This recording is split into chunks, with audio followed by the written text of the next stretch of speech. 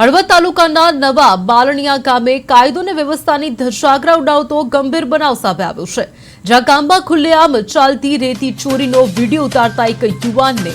રેતી ચોરોએ અમારો વિડીયો કેમ ઉતારે છે કહી ટ્રેક્ટર ચડાવી દેવાની જીવલેણ ધમકી આપી હતી। યુવાને સમગ્ર મામલે હળવદ પોલીસ સ્ટેશનમાં લેખિત અરજી આપી છે અને આક્ષેપ કર્યો છે કે ગામના સરપંચ દ્વારા રેતી ચોરો તથા બુટલેગરોને ખુલ્લેઆમ સાથ સહકાર આપવામાં આવે છે, જેના કારણે અસામાજિક તત્વો બેફામ બન્યા છે। આ ઘટના રાજ્યમાં કાયદાનો ડર ઘટતો જાય છે તેનો જીવતો જાગતો દાખલો બની છે, જેથી હવે સ્થાનિક લોકોમાં ભય અને રોષ ફેલાયો છે અને પોલીસ પ્રશાસન સામે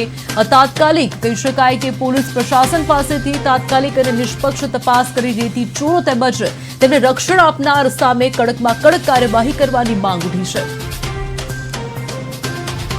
અને રેતીના ટ્રેક્ટરવાળા જૂના માલણી દ્વારા હું સવારમાં મારા કામે જવાના ટાઈમે અહીંયા સહજાનંદ મોલ પાસે ઊભો હતો। અહીંયા પછી ટ્રેક્ટર ભરીને નીકળ્યા, ખાલી કરીને વરતા ઊભા રહીને મને કે અહીંયા કેમ ઊભો? મેં કહ્યું ભાઈ મારા ગામનો જાપો હોય અને મારા કામે જવાનો ટાઈમ છે એટલે હું ઊભો તો મને કે અહીંયા નહીં ઊભું રહેવાનું કે અને અમારા વિડીયો શા માટે ઉતારે? મેં કહ્યું વિડીયો મેં ઉતાર્યા નથી, મારો મોબાઈલ ચેક કરી લ્યો। મારો મોબાઈલ ચેક કર્યો, કંઈ અંદર નીકળ્યું નહીં એટલે ઈવડે મને ધાક ધમકી દઈને ગયા કે ટ્રેક્ટર માથે ચડાવતા આટલી વાર લાગે અને ઈવડે એ બધા બુટલેગરો મોટા છે, દારૂની ભઠ્ઠીઓ વાલે બધું એમના નીચે જ